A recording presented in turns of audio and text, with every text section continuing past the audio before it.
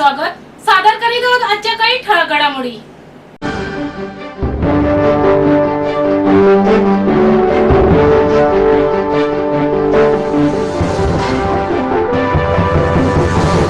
खवय्ये असलेल्या ठाणेकरांचे लक्ष लागून राहिलेला 18वा आंबा महोत्सव येत्या 1 मे पासून सुरू होतोय. आमदार संजय केळकर यांची संस्कार सेवाभावी संस्था आणि कोकण विकास प्रतिष्ठान यांच्या संयुक्त विद्यमाने आंबा महोत्सव तसेच महाराष्ट्र शासनाच्या कृषी पणन मंडळाने पुरस्कृत केलेला आंबा महोत्सव यंदा 1 मे ते 12 मे या कालावधीत ठाण्याच्या गावदेवी मैदानात शेतकरी ते ग्राहक अशी थेट विक्री व्यवस्था असणाऱ्या या आंबा महोत्सवाचं आयोजन करण्यात येणार आहे. कोकणातील अस्सल हापूस, पायरी, रत्ना, केसर आंब्याबरोबरच आंबा फणस पोळी, सरबत, काजू, मालवणी मसाले, पापड अशा विविध दर्जेदार कोकणी उत्पादनाचे 45 स्टॉल असणार आहेत. हा केवळ बाजार नसून शेतकरी आणि ग्राहकांना दिलासा देणारी एक चळवळ आहे. या महोत्सवात धान्याचे 5 स्टॉल असणार असून महिला बचत गटांना देखील 5 स्टॉल देण्यात येणार आहेत.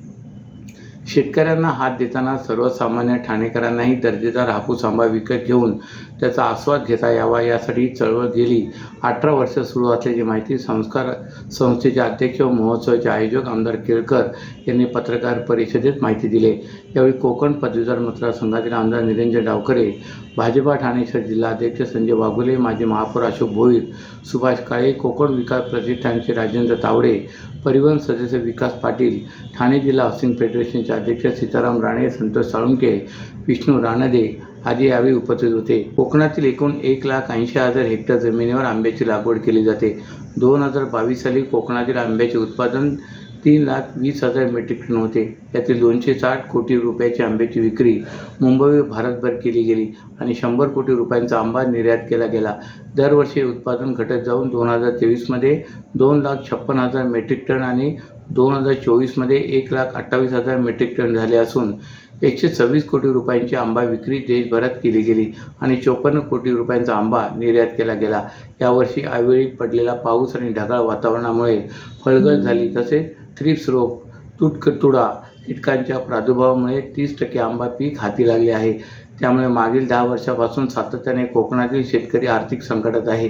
या साऱ्या परिस्थितीचा जाणकार ठाणेकर सहानुभूतीने विचार करेल व वाजवी दरातील दर्जेदार आंबा जास्तीत जास्त खरेदी करून कोकणातील शेतकऱ्यांना पाठबळ देईल असा विश्वास केळकर यांनी व्यक्त केला आहे. फळ विक्रेते रियाज इब्राहिम पठाण हे FMC मार्केटच्या दिशेने जात असताना त्यांना रस्त्यात अडवून त्यांच्या जवळील 13 लाख रुपये लुटून नेणाऱ्या आरोपींना कुठलाही ठोस पुरावा नसताना कळवा पोलिसांनी अटक केल्याची माहिती सहाय्यक पोलीस आयुक्त प्रिया ढाकणे यांनी दिली.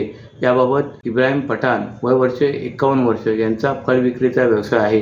12 तारखेला 10 वाजता भिवंडी येथून वाशी येथे रिक्षाने जात असताना खारेगाव टोलनाक्याकडून मुंब्रा दिशेने जाणाऱ्या रोडवर आले असता 4 अज्ञात आरोपींनी मोटरसायकलवरून येऊन मुंब्राकडे जाणाऱ्या निर्जन रस्त्यावर गाठून रियाज यांना चाकू व रिव्हॉल्वरचा धाक दाखवून त्यांच्याकडील रोख रक्कम 13 लाख रुपये दरोडा टाकून चोरी करून पळून गेले होते.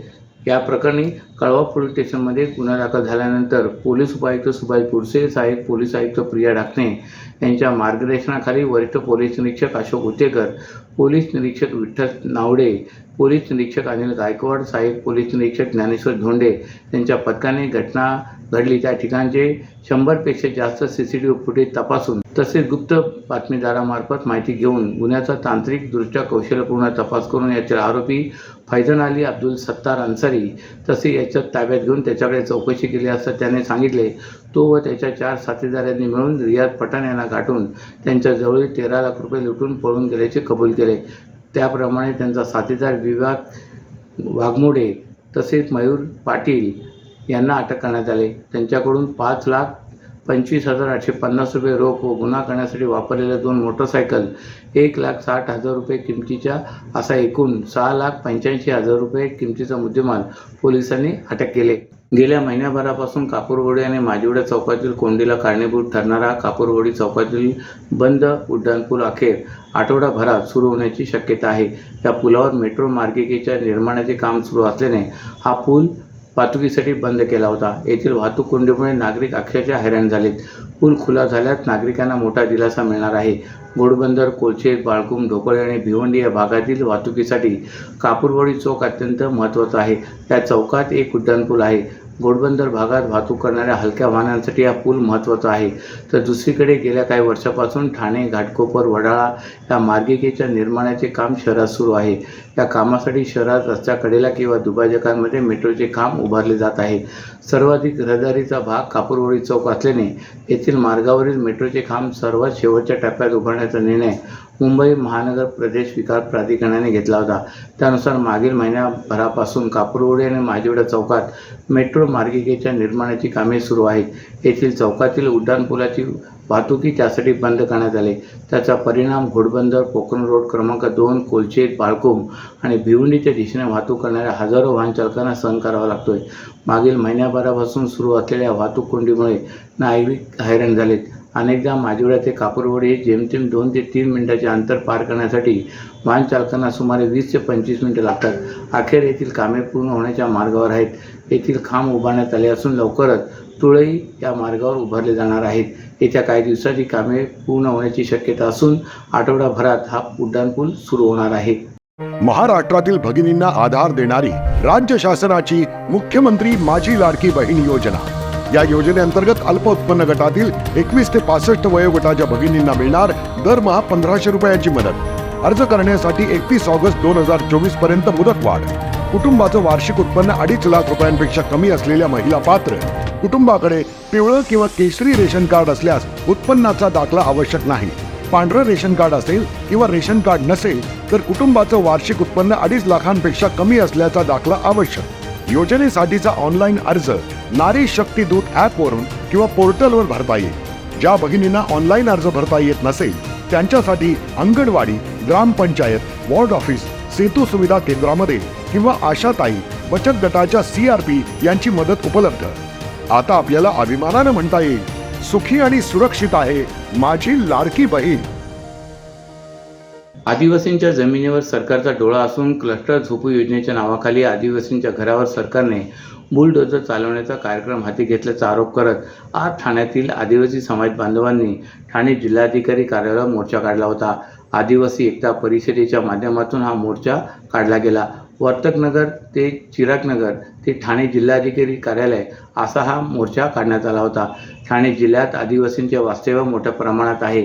संजय गांधी राष्ट्रीय उद्यानाच्या येऊर, कोकणीपाडा भागात मोठ्या प्रमाणात आदिवासी राहतात. शहरात 50हून जास्त आदिवासी पाडे आहेत. आदिवासी एकता परिषदेने त्यांच्या निवेदनात आरोप केला आहे की ठाणे जिल्हा पूर्वीपासून आदिवासी जिल्हा म्हणून ओळखला जातो, परंतु विकासाच्या नावाने आदिवासींचे अस्तित्व नष्ट करण्याचे काम शासन प्रशासन व्यवस्थेने सुरू केले. भारतीय संविधानाची पायमल्ली सुरू आहे. आदिवासी हजारो वर्षापासून इथे राहत आहेत. त्यांचे मूलभूत नैसर्गिक आणि संविधानिक अधिकार नाकारून त्यांना देशोधडीला लावले जाते.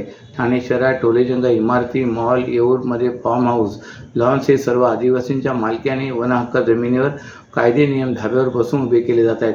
आदिवासींच्या घराखाली जमीन आहे त्यावरही आता डोळा असून झोपू क्लस्टर पर्यावरण रक्षणाच्या नावाने PMAY 2.0 योजना दाखवून आदिवासींच्या घरावर बुलडोझर चढवण्याचा कार्यक्रम सरकारने हाती घेतला आहे. आदिवासी पाड्यांना पुनर्वसनाचा गोड नावाखाली नेस्तनाबूत करण्याचा डाव आखला जात आहे. या विरोधात या आदिवासी समाज बांधवांनी ठाणे जिल्हाधिकारी कार्यालयावर मोर्चा काढला होता. ठाणे महापालिका क्षेत्रामध्ये पावसाळ्यात अति धोकादायक तसे धोकादायक इमारती कोसळून जीवितहानी होऊ नये यासाठी ठाणे महापालिका प्रशासनाकडून दरवर्षी शहरात सर्वेक्षण करून अशा इमारतींची यादी जाहीर करण्यात येते. अशाच प्रकारे यंदाही पालिका प्रशासनाने प्रभाग समितीनिहाय शहरातील इमारतींचे सर्वेक्षण सुरू केले असून एप्रिल महिन्याअखेरपर्यंत हे काम पूर्ण करून प्रशासनाकडून अति धोकादायक तसे धोकादायक इमारतींची यादी जाहीर केली जाणार आहे. यातील अति धोकादायक इमारती पावसाळ्यापूर्वी म्हणजेच मे महिन्यात रिकाम्या करण्याची कारवाई प्रशासनाकडून हाती घेतली जाणार आहे. या वृत्तात ठाणे महापालिकेच्या अतिक्रमण विभागाचे उपायुक्त शंकर पातोळे यांनी दुजोरा दिला आहे. ठाणे महापालिका प्रशासनाकडून दरवर्षी पावसाळ्यापूर्वी शहरातील अति धोकादायक तसे धोकादायक इमारतींची यादी जाहीर करण्यात येते. अशी यादी 2 महिन्यांपूर्वी ठाणे महापालिका प्रशासनाने जाहीर केली होती. त्यानुसार संपूर्ण शहरात 4297 इमारती धोकादायक असून त्यामध्ये 86 इमारती अति धोकादायक इमारती असून त्यापैकी 25 इमारती पालिकेने यापूर्वीच रिकाम्या केल्यात, तर उर्वरित इमारती रहिवाशांच्या विरोधामुळे रिकाम्या होऊ शकलेल्या नाहीत. यामध्ये काही ठिकाणी एकाच इमारतींचे 2दा संरचनात्मक परीक्षण करण्यात आले असून त्यामध्ये एक अहवाल अति धोकादायक तर दुसरा अहवाल धोकादायक असा परस्पर विरोधी आले होते. यावरून वादही झालेत. या पार्श्वभूमीवर आयुक्त सौरभ राव यांनी अधिकाऱ्यांची बैठक घेऊन ज्या ज्या इमारतींचे संरचनात्मक परीक्षण अहवाल परस्पर विरोधी आले आहेत त्या इमारतींचे दोन्ही संरचनात्मक परीक्षक आणि पालिकेने नियुक्त केलेले त्रयस्थ परीक्षक यांनी संयुक्तपणे करून अहवाल द्यावा व येत्या काही दिवसात ही कार्यवाही पूर्ण करावी अशा स्पष्ट सूचना त्यांनी दिल्या होत्या. याशिवाय जे संरचनात्मक परीक्षक दिशाभूल करणारा अहवाल देतील त्यांच्यावर जबाबदारी निश्चित करून कारवाई करण्यात यावी असेही त्यांनी स्पष्ट केले.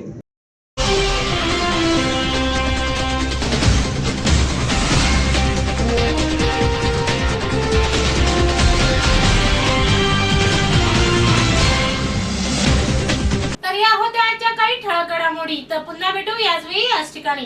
ठाणे दर्पण या वृत्तवाहिनीचे प्रसारण YouTube वर पाहायला विसरू नका.